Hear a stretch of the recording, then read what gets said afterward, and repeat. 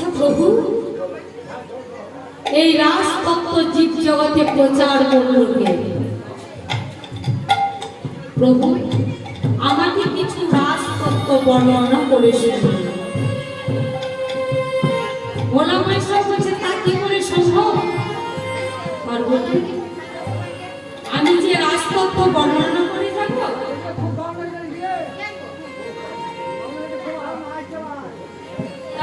আমি যে রাজতত্ত্ব বর্ণনা করে যাব তা কিন্তু মুখ দিয়ে যেতে হবে।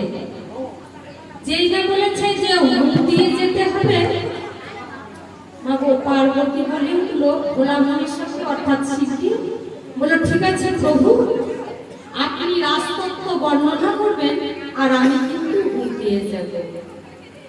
তাই যেই না শিক্ষা পুরুষ রাজতত্ত্ব বর্ণনা করছে, রাধে রাধে।